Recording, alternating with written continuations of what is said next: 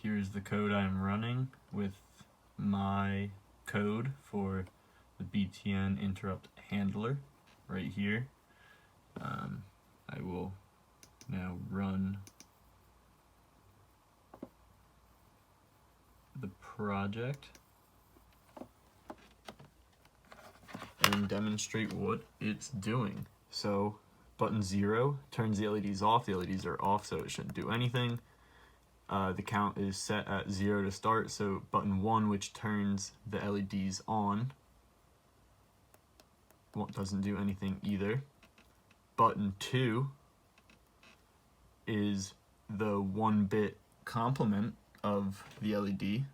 So since they're all off, when I click it, it will go to all 4 LEDs on, and if I click it again, it will go off, and it'll continue that pattern.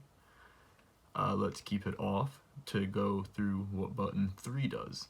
Button 3 increments the count by 1 and outputs it to the LED, so it will count through binary from 0 to 15 and back to 0, and at any point in the middle you hit 3, it'll do the 1's complement.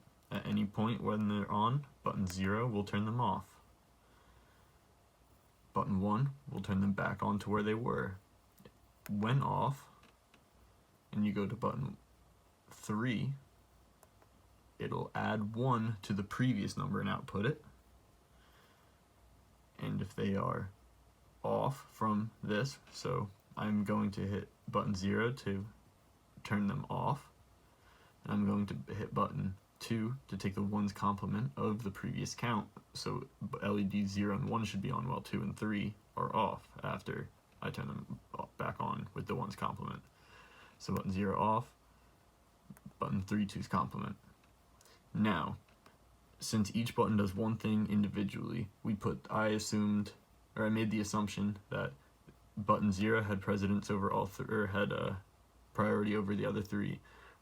Button 1 had priority over button 2 and 3, and then button 2 had priority over 3.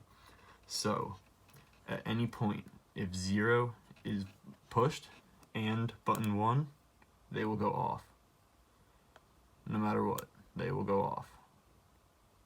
That one stayed on because I held button 1 in while I let go of button 0 accidentally. So if I do that and I let go of 1, it stays on. If I do that and let go of 0, they go on. Now, same thing if I hit 2 and 3. They hold.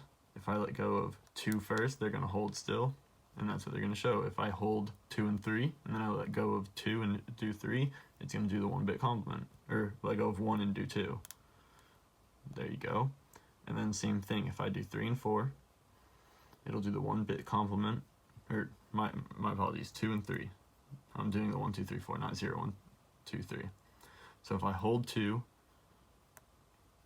and go back and forth between 2, it's just going to do the 1-bit complement, because on the interrupt, button 2 is depressed. So it's going to do the 1-bit complement before it ever tests the code for button 3, and that's the whole thing.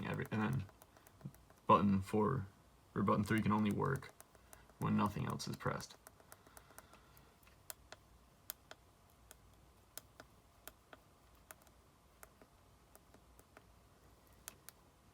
Again, if I'm holding button 2 and clicking 3.